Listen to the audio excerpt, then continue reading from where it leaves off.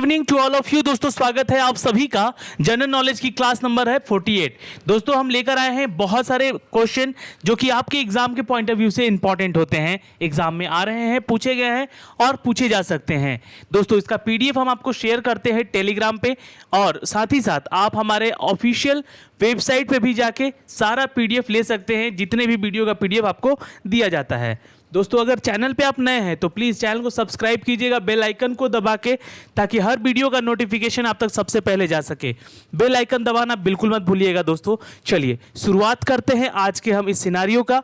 और जो भी मेरे भाई बंधु क्लास का टाइमिंग नहीं जानते हैं वो देख लीजिए एक बार। शाम को 8:30 बजे की क्लास जीके की होती है, और बाकी सबका पीडीएफ आपको successkey98.in पे शेयर कर दिया जाता है। चलिए दोस्तों शुरुआत करते हैं आज। आशा करते हैं कि सभी लोग जुड़ चुके होंगे, और नहीं भी जुड़े होंगे तो एक दूसरे को वीडियो प्लीज शेयर कर दीजिए अपने ग्रुप्स में, ताकि और भी लोग जुड़ सके और इस क्यूज को अटेंड आप लोग साथ में कर सकें। दोस्तों पहला सवाल आपके सामने आ चुका है।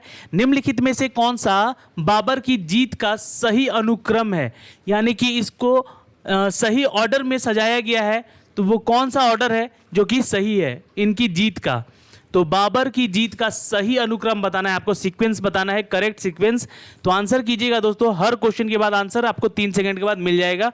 आंसर है सी। पहले इन्होंने पानीपत का युद्ध जीता था, उसके बाद खानवा का युद्ध, और उसके बाद चंदेरी का और घाघरा का। ये 4 युद्ध लड़े थे किसने? बाबर ने। चलिए अगला क्वेश्चन देखते हैं। सर थॉमस रॉय ने किसकी अदालत का दौरा किया था, माफ कीजिएगा, किसकी अदालत का दौरा किया था? आंसर कीजिएगा नीचे कमेंट बॉक्स में। सर थॉमस रॉय ने जहांगीर का, नोट कर लीजिएगा, Jahangir is the right answer. बहुत सही आप लोग के उत्तर आ रहे हैं यहाँ पे, और आशा करते हैं कि सभी उत्तर आप लोग सही देंगे। आंसर है यहाँ पे बी, जहांगीर। जी हाँ, सर थॉमस रॉय। अगला क्वेश्चन नंबर 3 है, बाबर से ही रिलेटेड है कि 1527 में बाबर और राजपूतों के बीच कौन सी लड़ाई लड़ी गई थी? तो आंसर यहाँ नीचे कमेंट कीजिएगा, बाबर और राजपूतों के बीच। तो ये राजपूतों के साथ जो युद्ध हुआ था, ये किस युद्ध के नाम से जाना जाता है? तो नीचे कमेंट करके बताइए आप लोग। चलिए आंसर है दोस्तों यहाँ पे, फटाफट आंसर करते हैं, 3 सेकंड का टाइम आपका पार हो चुका है। आंसर है बी, यानी कि खानवा का युद्ध। ये जो युद्ध हुआ था ये राजपूतों का साथ युद्ध हुआ था। किसका? तो बाबर का। कब हुआ था? तो 1527 ईस्वी में। ओके, याद रखिएगा, ये जितने भी युद्ध है इनके 1526 से लेकर 1530 तक का शासनकाल था इनका। किसका? बाबर का। तो इस बीच जितने भी युद्ध हुए हैं इनके चारों, इनका नाम और सीक्वेंस याद रखिएगा, और किसके साथ युद्ध हुआ ये भी आपको याद रखना है। क्वेश्चन नंबर 4, अकबर की अदालत। अब बाबर के बाद अकबर पे आ चुके हैं, हुमायूं के अभी बाद में क्वेश्चन आएंगे आगे भी। अकबर की अदालत के सबसे बड़े चित्रकारों में से एक है वो चित्रकार जिन्होंने टकसाल अधिकारी के रूप में नियुक्त किया गया था। टकसाल के अधिकारी के रूप में उनको नियुक्ति दी गई थी दोस्तों, उनका नाम है बसवान। नोट कर लीजिएगा, इट्स ए बसवान। ये बहुत ही बड़े चित्रकार थे। किसके? तो अकबर के अदालत के। ओके, क्वेश्चन नंबर 5, चलिए आंसर कीजिएगा दोस्तों। निम्नलिखित में से कौन सा बंदोबस्त प्रणाली के नाम से भी जाना जाता है? तो बंदोबस्त प्रणाली जो है ये जब्ती के नाम से भी जाना जाता था दोस्तों। आंसर ए होगा यहाँ पे 5 का। ओके, चलिए 6ठा का आंसर कीजिएगा आप लोग। आईने अकबरी, देखिए एने अकबरी लिखा हुआ है यहाँ पे हिंदी में, थोड़ा सा आईने अकबरी इसको पढ़िएगा, ठीक है। ये एने अकबरी के लेखक कौन थे? आईने अकबरी के लेखक कौन थे, यहाँ पे आंसर करना है। ये बहुत फेमस क्वेश्चन है और बहुत बार पूछा गया है एग्जाम में, इसलिए कंफ्यूज बिल्कुल मत होइएगा। आंसर कीजिए, 3 सेकंड का टाइम देते हैं आपको यहाँ पे दोस्तों। चलिए आंसर है यहाँ पे it's a Abul Fazal. Note कर लीजिएगा, Abul Fazal is the right answer. Question number 7, Akbar के दीने इलाही सफल नहीं था क्योंकि अकबर ने एक दीने इलाही करके एक धर्म भी चलाया था, एक पद्धति प्रणाली भी थी, ठीक है। तो ये सफल क्यों नहीं हो पाया? क्योंकि आंसर है दोस्तों इट्स अ डी, ये सभी कारण हैं। अकबर के बाद यह संरक्षित नहीं था।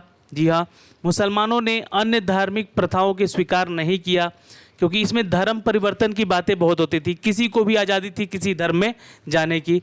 यह जनता के लिए उचित रूप से अनुमानित नहीं किया गया था। ओके, और ये सभी है यहाँ पे आंसर बिल्कुल सही है, यहाँ पे डी होगा answer. Question number 8, Bahadur Shah कौन थे? क्या वो लोदी के अंतिम शासक थे, अंतिम मुगल शासक थे, शेरशाह के उत्तराधिकारी बने थे, या फिर मराठा शासक के शिवाजी के उत्तराधिकारी बने थे? तो आंसर कीजिएगा यहाँ पे दोस्तों फटाफट नीचे। इनके बारे में मैंने क्वेश्चन बताया भी है पहले आपको।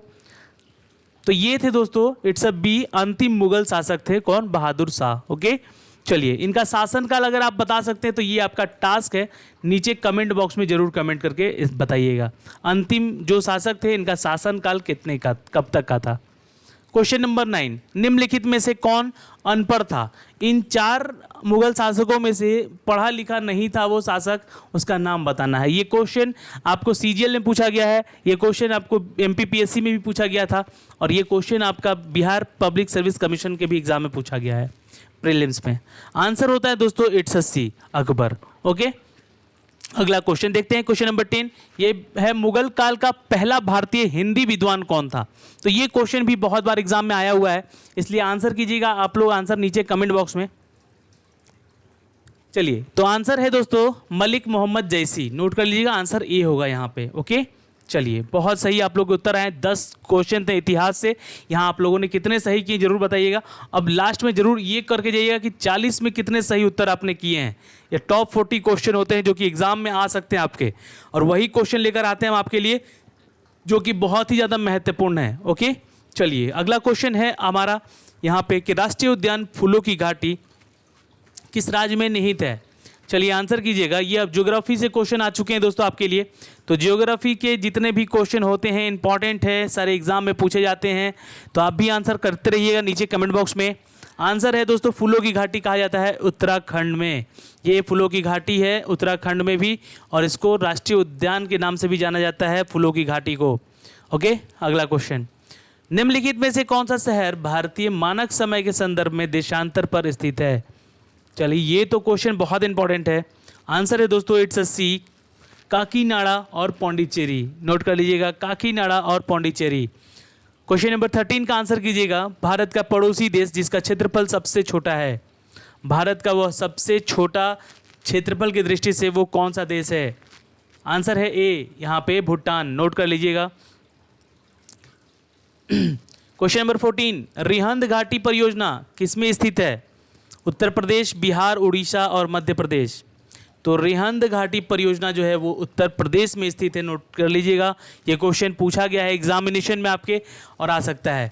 दोस्तों हर क्वेश्चन का आंसर ध्यान से दीजिए आप लोग, कोई भी क्वेश्चन गलत नहीं हो। यहाँ पे जितने प्रश्न आते हैं इंपॉर्टेंट होते हैं। कोई क्वेश्चन अगर गलती से कुछ गलती भी हो जाती है हमारे थ्रू तो उसको सुधार करें आप लोग, ठीक है, और क्वेश्चन देखा करें। एक बार रिपीट में जब आप लोग खुद से रिपीटेशन या प्रैक्टिस करें तो इसका क्वेश्चन आप लोग जरूर मिलाएं और आंसर देखते रहें, ठीक है। चलिए आंसर देखिए कीजिए 15 का। निम्नलिखित में से कौन सा पर्वत भूवैज्ञानिक इतिहास के अनुसार सबसे पुराना है? तो सबसे पुराना पर्वत का नाम आई थिंक मैंने आपको पहले भी बताया है, वो है दोस्तों भारत की सबसे पुराने पर्वतों की श्रृंखलाओं में एक है अरावली पर्वत। आंसर डी होगा यहाँ पे, नोट कर लीजिएगा। क्वेश्चन नंबर 16, नीलगिरी की पहाड़ियाँ का उच्चतम बिंदु कहाँ है? तो ये नोट कर लीजिएगा, नीलगिरी की पहाड़ियों का उच्चतम बिंदु है डोडे बेटा। नोट कर लीजिएगा, आंसर सी होगा यहाँ पे। और इस कितना है तो ये दोस्तों नोट कर लीजिएगा 1800 है ना, 1800 किलोमीटर स्क्वायर पे है, ठीक है, ये नोट कर लीजिएगा। 1800 किलोमीटर है, स्क्वायर नहीं है, ठीक है, ये याद रखिएगा। 1800 किलोमीटर की उच्चतम सबसे ऊंचाई है नीलगिरी की इस पहाड़ी की, कहाँ पे? तो डोडे बेटा में। क्वेश्चन नंबर 17, भारत के उष्णकटिबंधीय देश हैं लेकिन एक मानसूनी जलवायु है क्योंकि? चलिए, भारत एक उष्णकटिबंधीय देश है और एक मानसूनी जलवायु है, इसका कारण बताना है।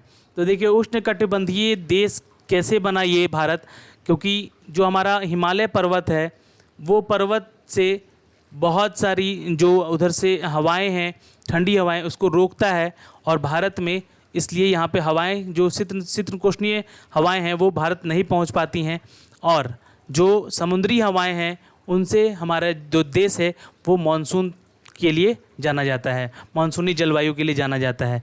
तो हमारा भारत देश अगर यहाँ पे है तो इधर से अरब सागर से और बंगाल की खाड़ी से, हिंद महासागर से ये जितने भी हवाएं आती हैं मानसूनी हवाएं होती हैं, जिसके चलते भारत उष्णकटिबंधीय देश है। तो आंसर यहाँ पे होगा इट्स सी, हिमालय अवरोध प्रभाव प्रदान करता है। ओके, क्वेश्चन नंबर 18, सॉरी, वह राज्य जो रबड़ का उत्पादन में सबसे ऊपर है। चलिए आंसर कीजिएगा। ये तो बहुत क्वेश्चन मैंने बताया है, ये लास्ट वीडियो में भी बताया है ये क्वेश्चन का आंसर। रबड़ का सबसे ज़्यादा उत्पादक करने वाला राज्य भारत में, आंसर नोट कर लीजिएगा, it's a C, Kerala. Okay, it's a C, Kerala. अगला क्वेश्चन देखते हैं, क्वेश्चन नंबर 19, इंडस का नाम तो आप लोगों ने सुना ही होगा। इंडस बेसिन जो है वो भारतीय नदियाँ का सहायक है। कौन कौन सी नदियों इसकी सहायक हैं कह सकते हैं, इसका क्वेश्चन कहने का मतलब है the Indian river of the Indus basin are, देखिए नोट कर लीजिए, आंसर होगा ए, सतलज, ब्यास और रवि नदी। ओके, रावी नदी है। चलिए अगला क्वेश्चन देखें, 20, कौन सा राज्य भारत में सबसे बड़ा क्षेत्रफल की दृष्टि से है?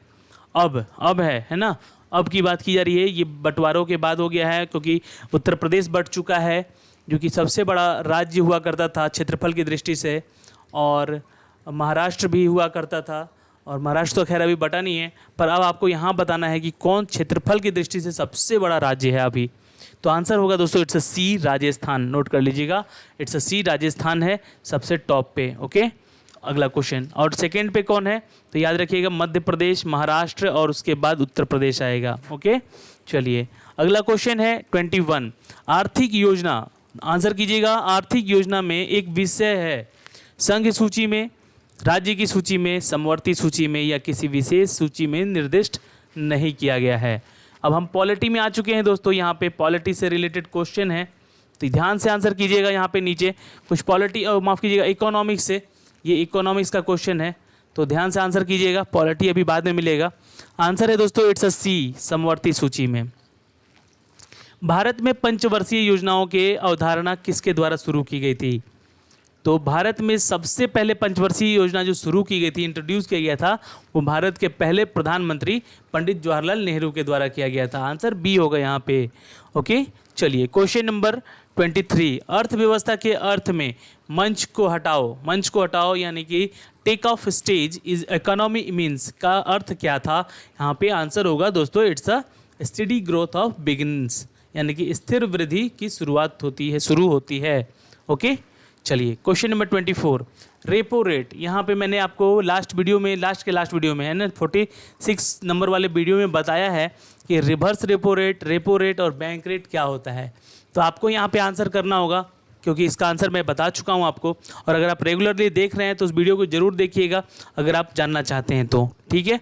तो आंसर होगा दोस्तों यहाँ पे इट्स सी, नोट कर लीजिएगा। भारतीय रिजर्व बैंक किसी भी बैंकों को ऋण देता है किस पे? तो रेपो रेट पे। ओके, चलिए, और जब किसी भी भारतीय रिजर्व बैंक किसी बैंक को रेट मतलब कि किसी ऋण को देने के लिए, किसी भी ऋण बैंक ऋण देता है जब, तो वो बैंक रेट पे देता है, ये भी ध्यान रखिएगा। और रेपो रेट कितना होता है ये भी कमेंट करना है, आज का टास्क है आपको। अभी आरबीआई के द्वारा जो निर्धारित किया गया है रेपो रेट वो कितना है, नीचे कमेंट करना है आपको, इसका आंसर कमेंट कीजिएगा। अगला क्वेश्चन 25 कहता है कि सहभागी नोट्स निम्नलिखित में से किसके साथ संबंधित है? चलिए आंसर कीजिएगा। Participatory notes are associated with which one of the following? Answer है दोस्तों इट्स अ बी, यानी कि फॉरेन इंस्टीट्यूशनल इन्वेस्टर। नोट कर लीजिएगा, फॉरेन इंस्टीट्यूशनल इन्वेस्टर। चलिए अगला क्वेश्चन देखते हैं 26, आपूर्ति वक्र यानी कि movement along the supply curve is known as. एक कर्व होता है, एक ग्राफ बनता है जिसमें हम लोग मूवमेंट अलोंग किसकी पढ़ते हैं? तो सप्लाई के बारे में, आपूर्ति के बारे में को साथ संचलन करता है, उसको क्या कहते हैं? तो ये है दोस्तों आपूर्ति और विस्तार का संकुचन कहते हैं उसको। अगला क्वेश्चन 27 का आंसर कीजिएगा। भारत का एकीकरण जो कि एकाधिकार है और मौजूद है, जहां किसी भी बाजार में विक्रेता को मिलता है, कितनी बार मिलता है? तो आंसर है दोस्तों एक बार, है ना, किसी भी एक विक्रेता को मिलता है। बाजार का एकीकरण and the market of structure called monopoly exist where there is a exactly one seller in any market. Monopoly का मतलब ही होता है किसी एक के लिए, ठीक है, याद रखिएगा।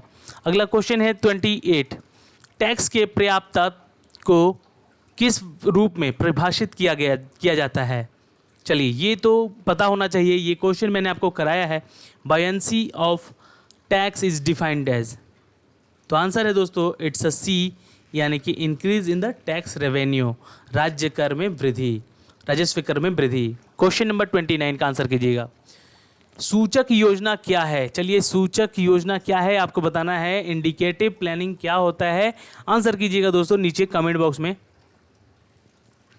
देखिए, इसका आंसर होगा दोस्तों इट्स अ सी, यानी कि it is the an effort to increase the economic efficiency by the including both private and public sector, यानी कि निजी और सार्वजनिक दोनों ही क्षेत्रों को शामिल करके इनकी आर्थिक व्यवस्था को अच्छे से बढ़ाना और सुदृढ़ बनाना। ओके, क्वेश्चन नंबर 30, स्वर्ण क्रांति का संबंध किससे है? चलिए, ये तो क्वेश्चन बहुत इंपॉर्टेंट है।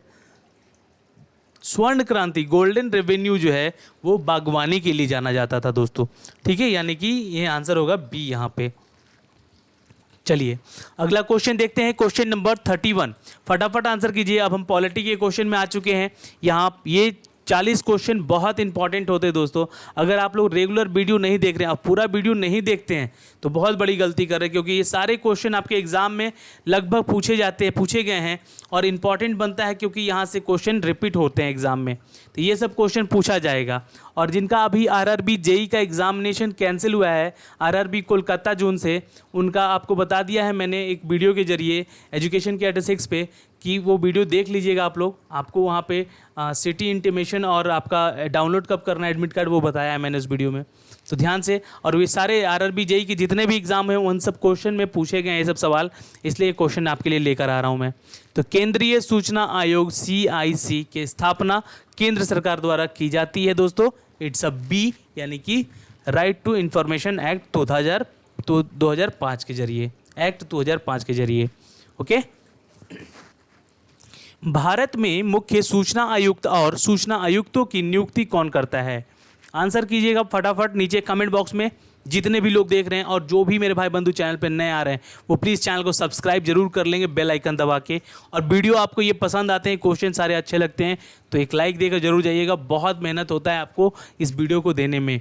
आंसर है दोस्तों इट्स अ डी, प्रेसिडेंट, यानी कि राष्ट्रपति। क्वेश्चन नंबर 33, भारत के वर्तमान मुख्य सूचना आयुक्त कौन है? 2019 के बने हैं सुधीर भार्गव, नोट कर लीजिएगा, आंसर होगा ए दोस्तों यहाँ पे। अगला क्वेश्चन देखते हैं 34, निम्नलिखित में से किस अधिनियम के सबसे पहले भारत के लिए संघीय ढांचे को आगे बढ़ाया है? Which of the following act first put forward the federal structure for India? Answer है दोस्तों, बिल्कुल सही उत्तर है आप लोगों का, आंसर बी होगा, एक्ट ऑफ 1935। अगला क्वेश्चन है 36, देखिए 34 के बाद आई थिंक 34 के बाद 36 आ गया यहाँ पे, आंसर कीजिएगा। चलिए 36 का आंसर कीजिएगा आप लोग। भारतीय संविधान के न्यायिक समीक्षा की प्रणाली निम्नलिखित देश में अपनाया गया है, तो आंसर कीजिएगा इट्स अ डी, USA के जरिए। भारतीय संविधान में न्यायिक समीक्षा यानी कि जुडिकल रिव्यू जो है, ये किसके जरिए, किस संविधान से लिया गया है? तो ये दिया गया है USA से। एक क्वेश्चन बनता है दोस्तों कि भारत की संविधान सभा किस तहत लागू की गई थी, किसके तहत लागू की गई थी? तो ये एक्ट था दोस्तों इट्स अ बी, यानी कि 1946 एक्ट, कैबिनेट मिशन योजना के तहत। ओके, क्वेश्चन नंबर 38, निम्नलिखित में से किस देश ने प्रत्यक्ष लोकतंत्र की शुरुआत की थी? चलिए, ये आंसर इंपॉर्टेंट होगा अगर आप इसको सही उत्तर देते हैं तो। वो कौन सा देश है जिसने प्रत्यक्ष लोकतंत्र? तो आंसर है दोस्तों इस सी, स्विट्जरलैंड। जी हाँ दोस्तों, डायरेक्ट डेमोक्रेसी की जो सबसे बड़ा एग्जाम्पल है वो स्विट्जरलैंड का ही है। क्वेश्चन नंबर 39, भारत के संविधान का निर्मित करते हुए मजबूत केंद्र के साथ संघात्मक व्यवस्था का प्रावधान किस देश के संविधान से लिया गया है? तो आंसर है दोस्तों इट्स सी, कनाडा। नोट कर लीजिएगा, बहुत इंपॉर्टेंट क्वेश्चन है ये। अगला क्वेश्चन है हमारा 40, निम्नलिखित में से कौन संविधान की मसौदा समिति के अध्यक्ष थे? चलिए, संविधान की मसौदा समिति के अध्यक्ष, chairman of the drafting committee of the constitution of India, answer है दोस्तों it's a D, BR Ambedkar. चलिए, ये सारे क्वेश्चन आपके एग्जाम में आ सकते हैं दोस्तों, बहुत इंपॉर्टेंट सारे क्वेश्चन थे। तो आउट ऑफ 40 आपने कितना सही किया है यहाँ पे नीचे कमेंट जरूर कीजिएगा। और आप सभी से इतना रिक्वेस्ट है कि वीडियो को देखें तो ज़रूर लाइक और शेयर करें, ताकि आपके दोस्तों तक ये वीडियो पहुँच सके और वो भी इसका आंसर क्वेश्चन ले सकें। और इसका PDF आप लोग डाउनलोड कर सकते हैं successkey98.in से जाके। चलिए दोस्तों, आज हमारे साथ आप बने रहें यहाँ पे, इसका बहुत बहुत धन्यवाद। मिलते हैं आपसे कल नहीं, अब मंडे को मिलेंगे। मंडे को जो क्लास होगी वो भी इम्पॉर्टेंट होगी।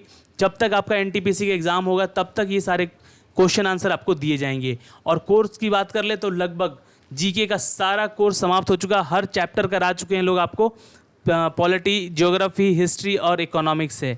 ठीक है, तो आशा करते हैं कि आप लोग भी अब क्यूज़ अटेंड करें, ज़्यादा से ज़्यादा क्वेश्चन पढ़ें। नई चीज़ों से पढ़ने से अच्छा है कि पुरानी चीज़ों को कवर अप करें और सारे आंसर करते रहें। धन्यवाद, मिलते हैं अगले वीडियो में, बाय बाय।